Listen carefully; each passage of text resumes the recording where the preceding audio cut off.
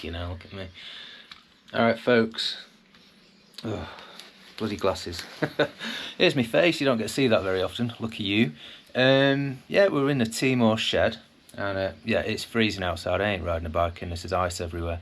So tinker time. So we've been playing with the Tracer just a little bit. We've got a few bits to fit. Not going to bore you with all of that, but I'll give you a quick update while we're here, just so that you can see what we've been doing. A couple of my bikes are in a little bit of undress, shall we say. We've been charging batteries. This cold weather does not do well for batteries at the moment, but yeah, we've been having a little play with this. I've got some stuff to fit, fitted a few bits already, and yeah, have a look. I'll show you what we've done. So, what have we done? Let's sort my glasses out. Yeah, give you a quick run around the bike. Yeah, we put a big tank tidy on, not to everyone's taste, but it does suit the bike. It's got the same sort of bits. Pro rings for the SW Motec tank bag. And then we've got this, it's the charging, it's the weatherproof head, not the waterproof head. Waterproof head doesn't come with anything apart from raw wires on it. Made that mistake once, ordered the wrong thing. But it basically, it attaches into these two bolts, it replaces these two bolts. That's from Evo Tech Performance. If any of you thinking of doing that, torque for them is 22 Newton meters. Took me ages to find that information out, so that might help someone. You never know. And this all plugs into the USB there, which is pretty cool. What else? Oh yeah, we've done the data tool DNA, so this is all now security marked. It's not got the tracker on it yet though. Thinking about that. I had one on the MT-07, it was a pain in the ass, used to flipping go off when I didn't want it to and stuff, but I might do it, done the comfort seat, might talk a bit about that in a bit. Big old top box, we'll talk about that in a bit. Yeah, the main thing is, let's have a look, it's out here. Come here. Yeah, so it's kind of, even though it's a big shed, it's kind of bijou. Fitted one of them. It's the yeah, I don't know if you see it. It's a Pyramid Plastics or Pyramid Moto fender extender they call it. I've not done the rivets, I just basically did it with the, I had it clamped up overnight, and it seems to be pretty solid. So I'm going to refit that exhaust. Going to refit that mudguard in a bit. I can do over here where I can't smash it to pieces. Right, so yeah, so it's looking a bit Mad Max at the moment. No mudguard on it. But while I'm down here, you might as well have a look at these. We've put some fork sliders on it from Evo Tech. Obviously the fender extenders, just try and keep my pipes looking a bit pretty. What else have we done? Yeah, so we put that thing on. I put my own little nylon washers in there just to try and protect the metal a little bit. That's all good. At the moment I'm jumping around. This is just like a very brief sort of walk around the bike, if you like. So yeah, so we've got Puig, Push, whatever. It's a Spanish word apparently. It means something like hill, vantage point. There you go. I looked it up because I wanted to see how you say it, because I say Puig, and apparently there's two things on the internet. One says Puig and one says Push. So I don't know. I did Spanish at school, but I can't remember coming across words quite like that. So I've got this little thing on at the moment, which is something I might rock in the summer for around the country lanes and stuff. Makes it into kind of a naked bike. It's alright, but not ideal for winter, I would suggest. I want a little bit more protection. Didn't get on, as you saw from the last video, with the standard screen. Certainly with that Puig extender on it. So what I've bought is, and it's to be fitted, the MRA touring screen. It's got that spoiler on it as well. Hear a lot of good things about these things. They're not cheap. I paid about 120, 130 quid for it, I think.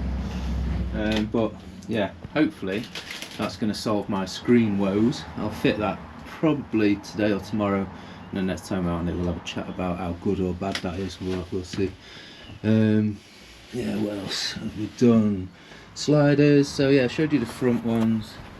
Down at the back here I've got a slider to protect the swing arm, and also the bobbins, all from Evotech Performance. Oh yeah, that reminds me. So I don't know if you can see that. I put a little cage around the rear master cylinder for the brake. Not master cylinder, reservoir. So that's a bit more protected now, which is nice. Yeah, the big thing that I've done, which was expensive, you might as well see it, is I put this on, and it's a comfort seat from Yamaha, and it's a heated one. Literally, I'll put a bit more up about this. I might even do a separate video on it. It's got a little lead on it, and there's basically underneath there's a spare lead with a plug on it, which you just plug it into, and that's it. Interestingly though, this bad boy is a lot flatter than the standard seat. I'll put some pictures up here, and I probably will do a separate video on this. It's a lot flatter profile. You notice on the standard seat it definitely has more of a lean to the front, which slides you down the seat and sort of crushes your nuts against this. A lot of people complain about that, and in fact there's a guy in the States who makes, I've ordered one, it's making its way here very slowly, a shim, which you basically shim the front. I think you even goes under the tank and just brings the whole thing up a little bit just to flatten that out. Got a feeling with this you won't need it, but I've got that option if I need it later on. Different style of stitching. Standard, as you can see, has this blue stitching, which I quite like. The heated seat just goes completely white for all of it, which, yeah, it's a shame. And I don't know, I like both, but I kind of like that one, but hey ho. But yeah, you get much bigger gel pads and a much flatter profile, so we'll see. I'll show you something else that happens with that. So let's start this bad boy up. Let's see if I can do this. Right, so the cool thing about it also is, as soon as you plug it in, you get, that's your grip warmer. Yeah, you get a different menu, so you can literally 2, 3. There's 3 levels of heat. So that's max, obviously, and that's off. So yeah, just, I thought it was going to be a thing where you're going to have to start trying to update, you know, software and all this sort of shit. Never had to do any of that. Literally plug it in, it recognises and it gives you the menu, which was a win. So happy with that. Right. What else? So, oh yes. So you can see me panniers. They've been in the front room forever. Yeah, I ordered the Yamaha brackets. I'm not going to try and put that back on one-handed, but you get the idea.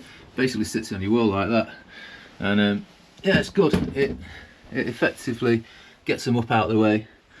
Because I bought a lot of luggage for this bike, and then suddenly I was like, where's it all gonna go? A bit of a mare, but yeah, so I got them. So that's that part of the luggage sorted. Yeah, so stuff I'm gonna be doing. Talk about suspension in a minute. So the next stuff to go on it, I've got a rad guard, which I'm gonna be doing in a minute. So that's the Yamaha one. So that's going on, because that is very vulnerable, that radiator, I would suggest. And I think, yeah, that's the first thing I did on the MC07 as well, just protect that radiator, because they're bloody expensive. In that box down there, the box of goodies, we've got orangey crash bobbins. Don't know if I've even opened this box. These things are like the aero ones. You can see that. And they come with like a little cap on the end and everything, so I'm going to put them in. But that's a bit of a faff, because I had a quick read through the instructions. You've got to start supporting your engine before you start taking bolts out, which makes sense, I suppose. SBS sintered pads, front and rear, probably going to chuck them on fairly soon. I've got the relevant ABBA stand, adapters for this bike, and then loads and loads of these. I won't bother getting them out, I'll show them you once they're on the bike. But basically it's a full set of GB Racing engine case colours, which is probably tomorrow's job, to be honest. Today just going to be doing rad guard. I'm going to take the rear hugger off, so that I can fit the extender to that. I'm going to put the front mudguard back on. It's probably enough for today, to be honest. It's darned cold in my shed. Yeah, so look at this bad boy. So I'll show you this. This is my new T-bar. It's from the US of A, and it's yeah, it's one of these. It spins, it's nice. It's got a thing on the end there if you need a bit to crank it. It gives you a bit more leverage. I've got a 12mm socket on it at the moment from Preload, and you can change. Oh, there you go. I can do it one-handed. Yeah, you can change the position of that spinner to various places. In fact, if you want, you can take it all the way off if you've not got a socket on. That middle point seems like the sweet spot for, in fact, let's have it on the top part. The sweet spot for today. So what I've been doing, I've just been having a quick look at the preload on this bike. I've got some insulation tape there so I don't scratch the top of my forks. We're taking it off in a minute. And yeah, I just wanted to make sure it's set correctly, you know, for factory spec, because those forks have felt a bit hard to me at times, so I just wanted to be sure. I was feeling for clicks. Yeah, you get clicks on the rear preload when you're setting that, but you don't get clicks on the front. It's all designed with turns. Now I've been from, so yeah, so I think is that all the way in? Yeah, that's all the way, that's as soft as it goes, so it's fully anti-clockwise at the moment. So you can see that you get, so you're winding it in from there. 1, 2, 3, 4, 5, 6, 7, 8, 9, 10. That's what the manual says you get. You actually get 10.5, and I've checked that on both. So that's, without cranking on it, that's, I'm feeling resistance there, and that's pretty much what you've got. So as you probably know, preload, you literally just shortening, and you know, you're pushing a spacer down on a screw, obviously, and the more you screw it in clockwise, the shorter that spring's going to be, the harder your suspension's going to be. And with preload, slightly different to your rebound and, you know, and all your other bits and bobs, which you can't adjust on this anyway. You've only got preload adjustment because it's semi-active suspension, so it's all done electronically anyway.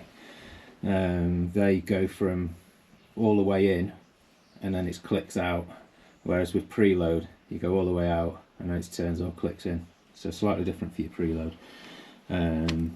It's definitely a check I would suggest you do, because you just don't know what you got, do you? You don't know what they are, what they're doing. You know, like I say, Joe Blogs down his factory might have just been having a bloody bad day. You'd hope it would be double checked. You just never know. So it's like, don't trust anything. Never ever trust anything. Just bloody check it. It takes 5 minutes, and it's peace of mind, and you know it's right, don't you? So yeah, the factory thing is you go all the way anti-clockwise, which is as soft as it'll go. Let's just get that in a position where I'm happy that I can tell how many turns I've got.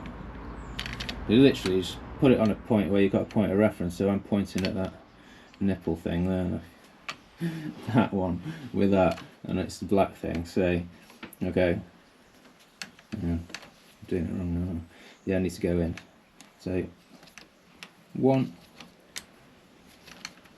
2, that's the factory spec. And then literally on the other one I did the same. Each side has to be symmetrical, obviously, otherwise it's just going to feel horrible. The suspension's going to be fighting itself. So that's fully out. And again, so if I go from there, so if I go half, 1, 1.5, 2, that's also now set to factory standard. Don't know if you guys have had a play with this. You've got it's the same deal on your rear suspension. You've got, let's get rid of that. It's about to destroy itself. Yeah, it's slightly different on the rear. Let's have a look. I've got them. So on the rear, you do get clicks. So you get 24 clicks. I've checked it before. Yeah, you do. And then literally you go from Again, you go anti-clockwise as far as it'll go, which is basically lefty-loosey. You're winding it all the way out so it's on its softest setting, and then you go 11 clicks in, which is about halfway. So it's this thing here. So I won't, so you can hear the clicks. 1, 2, let's put it back, because it is set to 11 clicks. 1, 2. You actually get clicks on that, which is easier, I think. It's a lot easier, you don't get lost quite so much. I find that with turns it's very easy to get lost, and I think if you do think you've just lost it, it's probably worth your time just going straight back to the original datum, which is fully anti-clockwise, and starting again, because otherwise you just don't know where the hell you're up to. Yeah, we're going to probably look at sag on this at some point, but it's a bit early days for that yet. I just want to see what it rides like at standard, and we'll go from there. But it's a fairly soft setting on the front already, so I can't imagine we're going to get it that much softer. All good stuff. Alright, let's see if we can see what else I was going to chat about. Hugger extenders, engine covers, crash bobbins, radguard. Yeah, we've done it. So yeah, oh god, yeah, forgot to talk about this part of the top box. What a palaver! There's three holes for screws on the back of this. They don't give you a template or anything, but they do give you dimensions and measurements. So it's like, I think it's 140mm between the two, and then it's 93mm up from a centre point of that. But you basically have to offer this up, kind of work out where your bottom screws are. I measured in, I can't remember what it was, I think it was something like 85mm from this edge and to there. Measure that. Same from this side, 85mm. Measure the two distances. Yeah, it was right. It was spot on. It was 140, I think it was. So I was like, right, well, I've got that bit right. And then you just hope you've got it at the right level, and then from there you measure up. And then you've got this leap of faith where you've actually got to drill the top box, and then you've got to put screws in from the other side of the top box. None of this is marked out in the top box, which I think, come on Yamaha, you could measure, you could bloody do that just to make life a bit easier, because it is proper. What's this going to be like? Unfortunately it went on perfect, but I literally had frog tape round here, under here. I've sketched out the profile of the whole thing, measured where I thought, well actually no, I put masking tape across the holes and wrapped it round here with a little line, put the line onto the tape here, measured in from that, and then went from there. And yeah, fortunately it lined up and it worked, but there's a lot of swearing involved. We got there in the end. It was alright, mate, it was alright, but oh, not good. What a new, this is off my RD350. Oh, it might have been on my R1 actually, but it's seen better days. It's a bit floppy, so I'm getting a new sock. It's ordered, so I've got a new sock coming for that. I think that's it for now. I don't think I'm going to be doing too much more. Did see a I'll put you back on there. What else did I see? I did see an